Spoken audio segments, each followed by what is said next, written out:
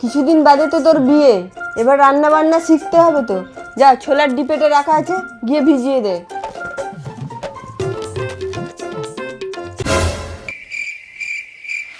পিয়া, কি করেছিস এটা? তুমিই তো বললে ছোলার ডিপে রাখা আছে, গিয়ে ভিজিয়ে দে, তাই তো ভিজিয়ে দিয়েছি। ছোলা ভেজাতে বলেছিলাম, ডিপে নয়। মানা, বিয়ের পর না আলমারিতে যে জামা কাপড়গুলো থাকবে মাঝে মাঝে রোদ্দুর দেখাবি। যা, এখন এগুলো রোদ্দুর দেখিয়ে নিয়ে।